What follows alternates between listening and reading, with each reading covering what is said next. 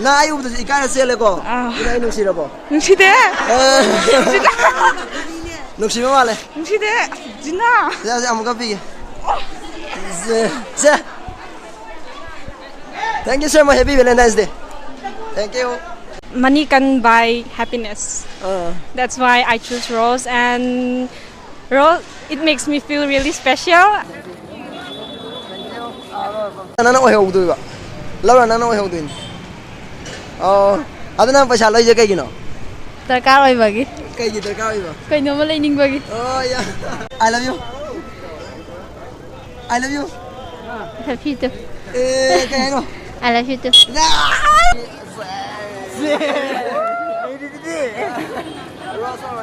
Rose lau idina. I di paisa lau je rose lau je have ne to.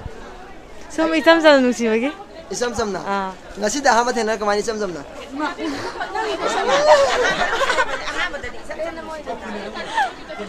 Money. Rose. Rose. Rose kali je kai gino. Sumpam ba. Pam hak tero. Hoi. I di pam ra. Ha. Adu di pam ti da. Hello guys, welcome back to my new video ma'am. Ngasi di Valentine's Day ni dina. Aduna aina tawdo je bazar salani aduga rose amaga lupa chama ga pur satuni aduga nupida a rose lawgera lupa cham lawgera haraga lupa cham lawgera rose lawgera do ado yang mina je bako do ai matam khara video lepi je ai gi GoPro do huran bigre bako aduna ai video nambam lai tabugi adu je motone do yare si awa waje to an thangraga anu abe pusalake ai sigi rose pi bajida ko rose or money pi bajida a preng guma ko kha nungsi preng guma ka toksalake badu ma'am I young min roje am nong ane kale special video ne for Valentine's Day. Happy Valentine's Day ma'am ado video yang roje. Kano ne bukai ke Valentine's ko de na. Ado ye ai tau do je kano ne ba. Ana lu bacha ma ga rose ka jine buko. Ado na si apa ma lo ro. Apa ma. Rakho ikai kano. Ado na rose lo je kai kino. Rose Hello. Paisa di pam de. Rose pam bagi. Thank you so much. Pasna Happy Valentine's Day. Go numi to gi na. Advance Happy Valentine's Day. Thank you so much. Na de nang oi ro do nang oi mo ro de ni. Valentine's ko idre na ko. Valentine's ko idre odu ai je. Nana si dai khan de ne ko. Lo ba cha ma ga Rose ke ni ba. Ano na apa ma lo. Lo ba sa ma lo jai. Rose lo jai apa ma. Rose lo. Ana ko Rose lo do re ko. Na Rose lo do je kai gino. Memory oi na ba. Memory oi ko. Season di Rose ani di lai ko. Na je Rose ama di he ni ko. Ama he lai bi ai lo sa mi na. Ano na Rose kali kai ge. Sina so mai ngon da dam lai hore ni da na sidi paisa di ja tho lo thoki ni da na. Asine lai bi ya da ba. Ado dam ja da sida dam. Okay, Happy Valentine's Day. Thank you. Sister, Valentine's ko idre na ko 14 February ko idre ko. Ado ai je kano ne nang on give hai do ra kai hai do no si ja. Wa kano money or rose ya. Wa sita 100 ni ko. Ado si dagi nang apa mam lo. Rose ngata lo we. Ado nang rose lo je kai no hai ro. Hai di paisa di hoi love money can buy happiness. That's why I choose rose, and rose it makes me feel really special. Aduga kaino hai tar. Ai gi pusi da Valentine's Day. Oh, I know re ko han ba. Thank you so much. Happy Valentine's Day. Happy Valentine's Day. Hi sister. Ai video am nang ge boko. Ado Valentine's Day ko idre dana. Aduna nang sidagi rose logera rose or money je na apa mam lo Valentine's Day ge. Paisa logi ai rose logi ai.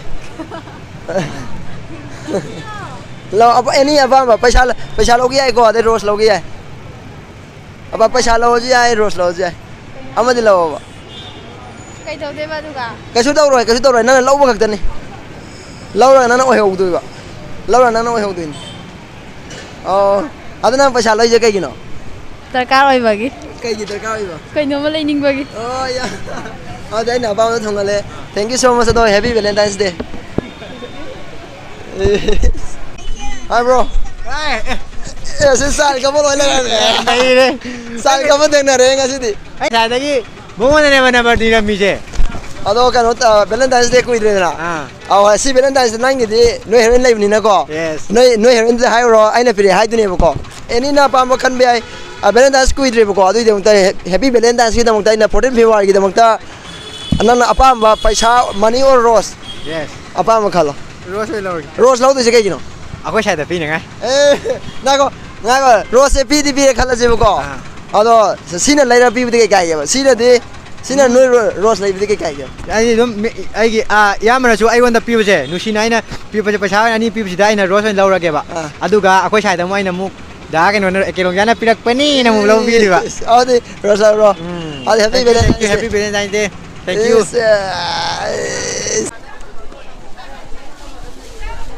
Sister, karam da jage. Me ko Valentine's Day ko idre na. Ado yai na Valentine's Day gi ai video manam ne ba. Nang paisa logera rose logera me de lobo yai ko. Money or rose. Valentine's Day. Money or rose. Thank you. Ado karam da som don biya beta. Ado rose lo jage gi no. Hai. Ai su kan. Ado money jina di rose lebe yai dana. Ado rose lo jage gi no. Ai no sirabo.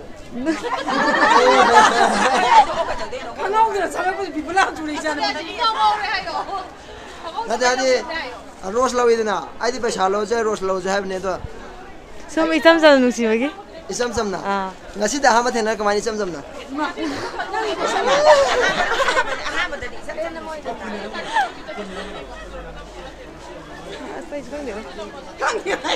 So ante onjam biro ko nungai te ba. Kari ko to jumang no ko. Ado sister na rose lau re ko. Sister na inu si lau re ko ina. Kari wata. Phagi dam ni ma. Happy Valentine's Day. Thank you so much. No Valentine's Day ki hojike February tha je nungsi tha ne ko aduna nungsi tha ni na ina rose man pi bne ba. Yai ko khangna de du ju ma sau biya de. Happy Valentine's Day ma. Yau de sau. I love you. Emma. Kari ko to ni.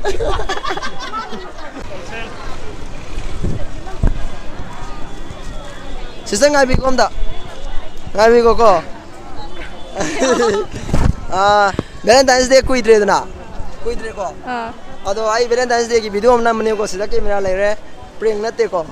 Ado noi na apa amba noi ni sure ko. Da ko kanu biro rose ma biro.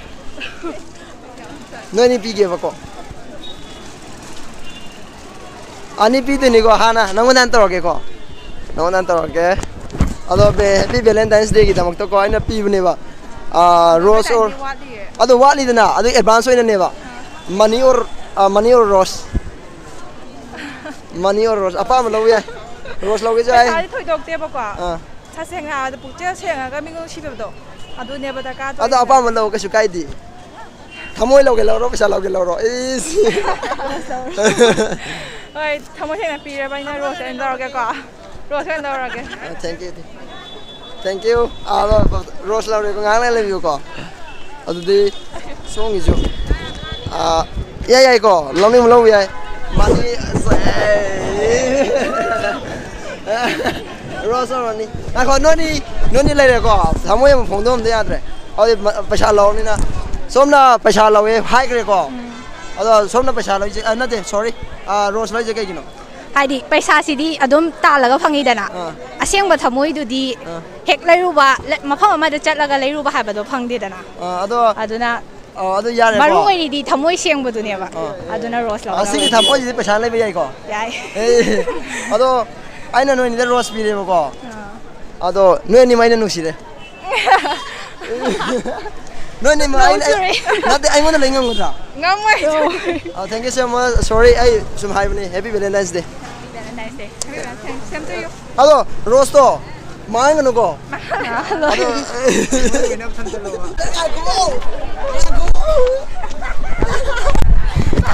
Hey, nate.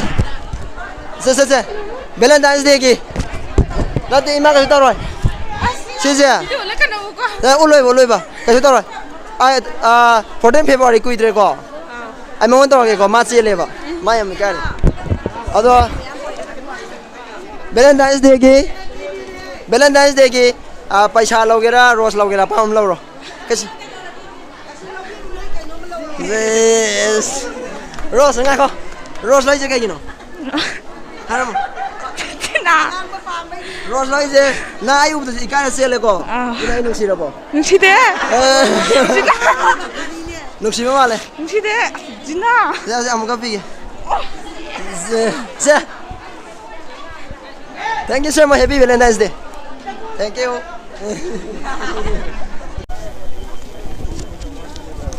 Sister, ada ngai bio ba? Sida camera lai ko. Ado Valentine's Day kui dre dana. Ado dana ai Valentine's Day video ma sem ne ba. Sida camera lai re do sida gi apa amba paisa logera rose logera ma logiro. Yes.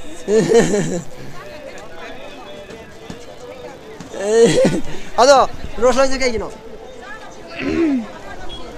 Cái hai đứa đó ấy sum Hayo, bây sao bữa đi khudol này là mamul cây Magulay. magulay này Ado paisa je khudo ne bi ni ba hoji do. à Ado kai gino rose lai je. bây sao thì đi yam là Sana tong ro ba. Love at first sight ka ba do.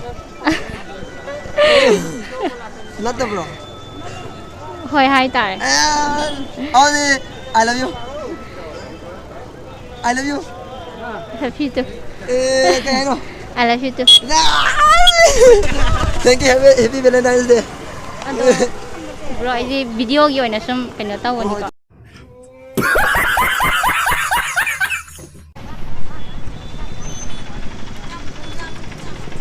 Sister. Sorry. Ay Valentine's Day gini. Waro bi ade. Cái nó blog khắp đây nó cái gì Ay ko ka poi ba. Siam do. Ai khai cái này thì blog gì cái đó kìa. Ado Valentine's Day koi dire na. Jida nang mo ne onja lage. Ma ikai bi ba. Ado sidagi Happy Valentine's Day nga ko ba. Kumjang no ba. No ai de ba. Sidagi ai ne rose or money apa ba. No ka no uhalom da. Uhalo ba. Lai ba kini khando. Se ba. Lâu rồi cái. Nga ko rose lau to jai no si be ro. Se khum ga no sister. Amda khum bi ga no ga da adu u do lai ra ji ba. Ma sa ba sing da bi yo. Lâu rồi. Se. Cái nó lâu tới gì. Se money or rose. Money or rose. Money or rose. Rose lâu rồi cái. Rose lâu rồi cái. Rose rồi lâu rồi cái. Thank you. Ado nga ko. Ro, khum ja laga. Ado nga ko ba. Rose lai je kai gino. Rose lấy ra. Căng đi. Ha. Ai de ai ne rose bi ja. Rose angang mo je kai hai sister. Rose angang mo je love hai ne ne. Adi de mo da bi ni. Thank you, thank you. Thank you so much. Happy Valentine's Day. Happy Valentine Day. Sister, kanom da. Valentine's Day gini mo ko. Ado so onjan biyom da. Ado sidagi apa ma 100 rupees ga rose ga apa ma khandiro. Ado apa ma lobiyo. Ado ngol bi. Ngako. Ado paisa khali je kai gino. pan đi Ha. pan đó Paisa pam dia. si pan đó Kai pam. Pam dai meron da. Sam do sim da la thok gino ba. Kida na chalo. Pam dai meron kai no. sum Ha. sum Ado thank you so much. Happy Valentine's Day.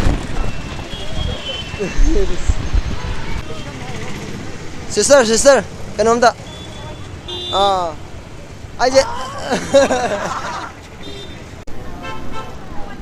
Sister. Si xem thấy yang thuộc video. Rồi camera sẽ lên ko. Camera sẽ lên to. Ngako. Ado Valentine's Day ki apa mo karo sidagi. Sala. Rose mani. Rose kali je kai no. sum pam ba Pam ka tro. hồi Ado ai di pam ra. Ha. ꯑꯗꯨꯗꯤ ꯄꯥꯝꯗꯦꯗ ꯑꯗꯨꯗꯤ ꯄꯥꯝꯗꯦ ꯑꯗꯨꯅ ꯄꯩꯁꯥ ꯂꯧꯗ꯭ꯔꯤꯁꯦ ꯀꯩꯒꯤ ꯄꯩꯁꯥꯗꯤ ꯄꯥꯝꯗꯕ ꯑꯣ thank you so much happy Valentine's day thank you ꯈꯣꯟꯒ ꯂꯣꯏ ꯁꯤꯔꯦ ꯑꯩꯁꯦ ꯑꯥꯎ ꯌꯥꯝ ꯍꯜꯂꯛꯑꯦꯕꯀꯣ ꯑꯗꯣ ꯔꯣꯁꯅ ꯑꯅꯝꯕ ꯂꯣꯏ ꯂꯧꯍꯧꯔꯦꯕ ꯚꯦꯂꯦꯟꯇꯥꯏꯟꯁ ꯗꯦꯅꯤꯅ ꯑꯗꯨꯒ ꯄꯩꯁꯥ ꯂꯨꯄꯥ 100 ꯂꯧꯍꯧꯕꯁꯤꯗꯤ ꯌꯥꯝꯗ꯭ꯔꯦ ꯑꯗꯣ ꯁꯤꯒꯤ ꯚꯤꯗꯤꯑꯣꯁꯤꯗ ꯌꯥꯎꯕꯤꯈꯤꯕ ꯑꯗꯨꯒ ꯑꯆꯥꯔ ꯀꯞꯄꯁꯨ ꯊꯦꯡꯅꯔꯦꯕꯀꯣ ꯌꯥꯝꯅ ꯅꯨꯡꯉꯥꯏ ꯊꯦꯡꯅꯕ ꯌꯥꯝ ꯅꯨꯡꯉꯥꯏ ꯏꯅꯥꯎꯗꯣ ꯊꯦꯡꯅꯕ ꯑꯗꯣ ꯃꯥꯗꯣ ꯅꯨꯡꯉꯥꯏ ꯑꯗꯣ ꯑꯗꯨꯒ ꯌꯥꯎꯕꯤꯈꯤꯕꯁꯤꯗ ꯏꯆꯟꯁꯤꯡ ꯑꯗꯨꯒ ꯅꯨꯄꯤꯁꯤꯡ ꯍꯥꯏꯇꯥꯔꯦ ꯃꯔꯨ ꯑꯣꯏꯅ ꯑꯗꯨꯒ ꯊꯦꯡꯛ ꯌꯨ ꯁꯣ ꯃꯆ ꯑꯩ ꯍꯟꯅ ꯊꯥꯒꯠꯆꯔꯤꯀꯣ ꯑꯩ ꯔꯣꯁ ꯅꯠꯇ꯭ꯔꯒ ꯄꯩꯁꯥ ꯂꯧꯕꯤꯗꯃꯛꯇ ꯑꯗꯨꯒ ꯉꯥꯡꯕꯁꯨ ꯌꯥꯎꯋꯦ ꯑꯗꯨꯒ ꯅꯣꯏꯅ ꯑꯣꯏꯕꯁꯨ ꯌꯥꯎꯋꯦꯀꯣ ꯑꯗꯨꯒ ꯃꯔꯨ ꯑꯣꯏꯅꯀꯣ ꯏꯃꯥ ꯏꯕꯦꯟꯈꯩꯗꯣ ꯏꯃꯥ ꯃꯥꯔꯀꯦꯠꯀꯤ ꯏꯃꯥ ꯏꯕꯦꯟꯈꯩꯅ ꯍꯦꯟꯅ ꯌꯥꯝ ꯊꯧꯅꯥꯒ ꯍꯥꯞꯆꯜꯂꯦꯕ ꯑꯗꯣ ꯏꯃꯥꯈꯩꯁꯨ ꯊꯦꯡꯛ ꯌꯨ ꯁꯣ ꯃꯆ ꯑꯗꯣ ꯃꯌꯥꯝ ꯚꯤꯗꯤꯑꯣꯁꯦ ꯁ꯭ꯋꯥꯏ ꯂꯣꯏꯁꯤꯜꯂꯒꯦ ꯕꯥꯏ ꯕꯥꯏ ꯍꯦꯄꯤ ꯚꯦꯂꯦꯟꯇꯥꯏꯟꯁ ꯗꯦ ꯃꯌꯥꯝ